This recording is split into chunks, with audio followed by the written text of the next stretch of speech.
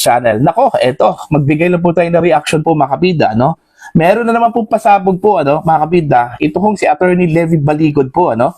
Another batch ng mga maleta po, ipinakita po ni Attorney Baligod po mga kabida, ano? Sa kanyang posts. Actually, ito kong si Attorney Baligod po ay abogado po ito ng dating mga sundalo po. Ito kong 18 mga dating sundalo na nagbulgar po mga kabida, no? Dito ho sa transaction po ng mali-malitang pera po, ano? Na ibinigay doon nila, doon ho sa iba't ibang mga personalidad, ano po? Mula sa politika hanggang doon ho sa mga opisyal po ng gobyerno, ano po, mga kabida. Sa ibinahagi po mga kabida, sa post po ni Attorney Baligod, ano?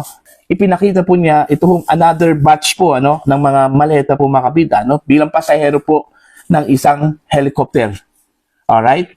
Ipinakita po niya doon ho sa kanyang post yung larawan po ng isang helicopter po mga kabida kung saan po sa harap mismo mayroon pong nakahilerang mga maleta po, ano, 15 suitcase o suitcases po, ano, mga kabida. Ayon po sa kanyang post, tinimbang daw yon, okay, nasa 500 kilos daw yon mga kabida, at nasa 500 million pesos daw yung halaga po, ano, mga kabida, na naging pasahero po ng isang helicopter. Alright, ito.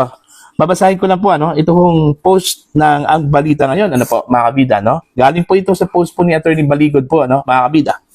Isa pang batch ng 15, ayan, ito yung kanilang titulo, ano po. Umani ng atensyon online ang ibinahaging larawan ng legal counsel ng 18 dating sundalo na si Attorney Levy Baligod na nagpapakita ng umano'y batch ng mga maleta, kaugnay pa rin ng umiinit na iso ng tinaguriang maleta scheme. Ayan. Sa kanyang social media post, direkta niyang sinabi, isa pang batch ng 15 na mahalagang mga pasahero. Ano? Ang ibig sabihin po niya ng pasahero ho dito mga kabida, ito hong mga suitcases po, ito hong mga maleta po, ano, mga kabida, na puno, di umano ng pera po, ano? Okay? Sa naturang larawan, makikita ang isang helicopter na nakaparada po, ano? Yan, ipapakita namin yan sa inyo. Yan yung helicopter po, ano? May dalawang crew, mga kabida, at Sara po, nakahilera yung mga maleta po, ano? Mga kabida. Alright? Sa naturang larawan, makikita ang isang helicopter na nakaparada sa isang open tarmac o hangar area. Sa harapan ng helicopter, kapansin-pansin ang hanay ng humigit kumulang 15 malalaking hard case luggage na nakaayos sa dalawang linya. Okay? Nakahilera po, ano? Iba-iba ang kulay ng mga maleta, ano? Mga kabida. Sa magkabilang gilid ng hanay, makikita ang dalawang individual, okay, na naka-reflective safety vests na tila bahagi ng ground crew o logistics team. Ang kanilang presensya ay nagpapahiwatig na ang mga maleta ay nasa proseso ng paghahanda para sa transportasyon, ano? Saan kaya papunta itong helicopter na ito, ano? Yung destination po nila mga kapida, ano po? Bukas ang pintuan ng helicopter na tila handa nang tanggapin ang kargamento. Ang posisyon ng mga maleta, direktang nakaharap na bukas na cabin ay nagbibigay impresyon na ang mga ito ay susunod na isasakay.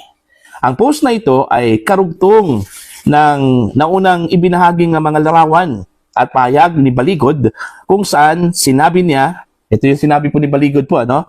Tinimbang muna mga 500 kilos mga ito. 500 million pesos. So, ibig sabihin po, yung mga maleta po mga kabida, nasa 500 kilos yung bigat po nila, ano, mga kabida. Tapos ang laman, most probably, lahat-lahat po ay nasa 500 million pesos, ano, mga kabida, bago isinakay sa helicopter. Isang biyahe na ang pasahero ay ang buwis ng bayan. Bagamat hindi direktang inuulit ang eksaktong detalye, sa bagong post, malinaw na ang konteksto ay nananatiling pareho. Ang umano'y paglipat ng malaking halaga ng pera gamit ang mga maleta. So ito, pangalawang batch po ito, ano, mga kabida. Doon ho sa unang batch po na ipinakita po mga kabida, itong 18 mga dating sundalo po, ano, okay, na nagbulgar po mga kabida na meron talagang nangyari hong transaksyon, ano, may delivery po mga kabida ng mga maleta na puno po ng pera, ano, doon ho sa iba't ibang individual, ano, sa mga politiko, karamihan sa kanila po mga kabida ay mga kongresista, di umano, okay, senador, at maging mga opisyal po ng gobyerno, ano po mga kabida. Alright? Now, dito ho sa ibinahagi po, na post ni Attorney Baligod po mga kabida, malinaw po na ang dami pa rin nilang ebidensya po, na hindi pa nila ibinubulgar po mga kabida, ano po.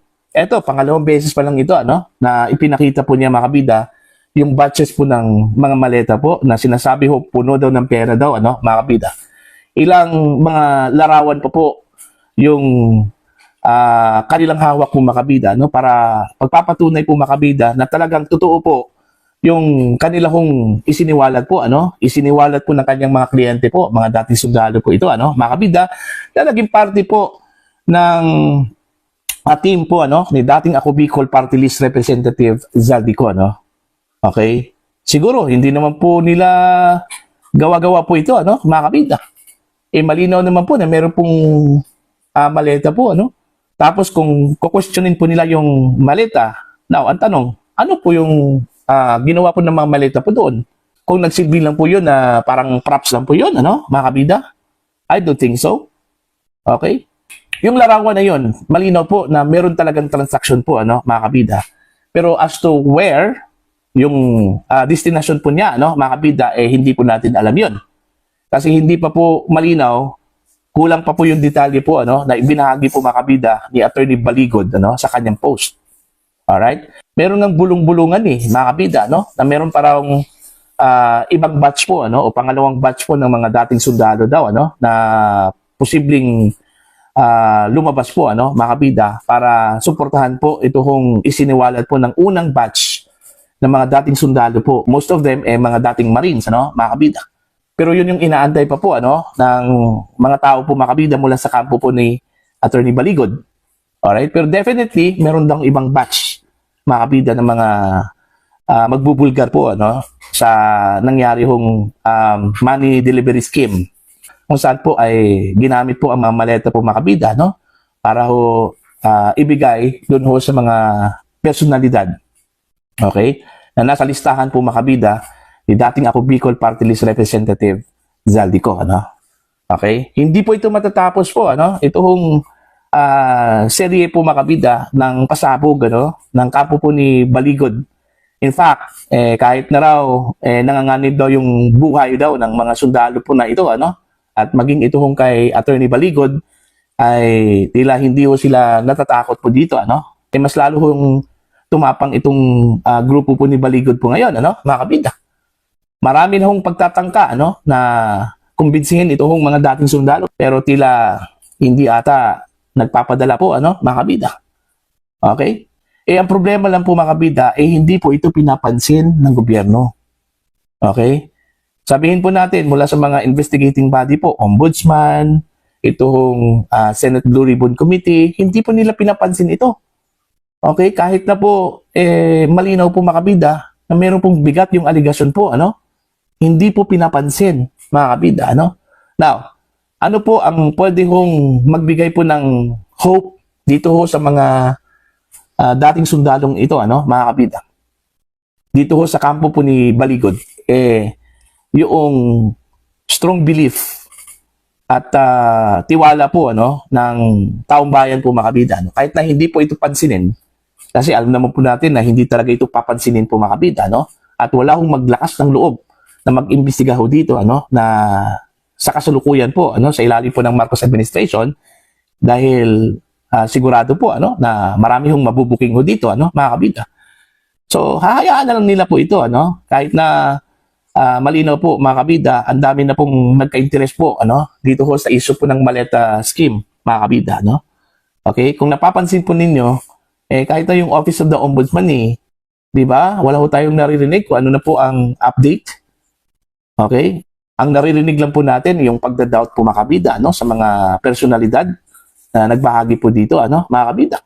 Pero as to kung meron bang prosecution, okay, na nangyayari po, laban dito sa mga sangkot, yung mga ibinahagi po, nililink nitong mga dating sundalo po mga kabida, wala Alright? Wala po mga kabida, So sa tingin ko lang po, ako personal na pananaw lang po ito, mga kabida, wala talaga silang makukuha po ngayon, ano, sa kasalukuyang administrasyon po mga kabida.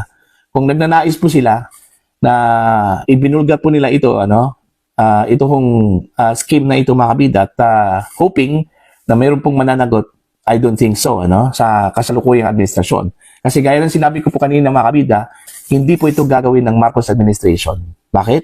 Kasi ang dami hong mabubuking ko dito, ano, na mga kaalyado po ng kasalukuyang administrasyon po, ano, mga kabida. Okay? So, aantayin na lang po yung susunod na administrasyon. Kasi sigurado po mga kabida, ano, na itong mga isinangkot po dito, kung totoo man po ito, hindi talaga ito makakaligtas. Kasi unang-una po, assuming na si Sara Duterte po ang magiging presidente po ng Pilipinas, ano, mga kabida, sa 2028, nagbabala na po ito ano. In fact, sabi po niya, hindi daw niya ito palalampasin daw, mga kabida. Ito hong mga may kasalanan po sa taong bayan, itong mga magnanakaw, mga kurakot, mga kabida. Ano, binanggit po yon ng Vice Presidente, ano, hindi daw niya ito palalampasin. Ibig sabihin, habulin talaga niya ito, ano, mga kabida. Wala ho siyang palalampasin dito, ano, mga kabida. Okay, lahat na isinangkot po mga kabida dito ho sa issue po ng money delivery scheme, ano, kung totoo man po ito, okay, mga kabida, sa pamamagitan po ng matino at credible na investigasyon po sa susunod na administrasyon, ano, mga kabida. Marami hong makukulong po, mga kabida, ano po. Kaya nga ngayon, yung mga isinangkot ng mga kabida, no, todo kayod po, ano, na talagang ma-impeach po itong si Sara Duterte dahil kung makakasurvive talaga ito, ano, sa impeachment, tapos talaga yung maliligayang araw po nila, ano, mga kabida, ano po. Para po sa inyo, ano po ang inyong opinion at pananaw po dito, ano, dito po sa bagong isiniwalat po, ano, bagong pasabog po mga kabida ni Attorney Levy Baligod po, ano. Please comment down. Sa mga hindi pa po subscriber po sa channel,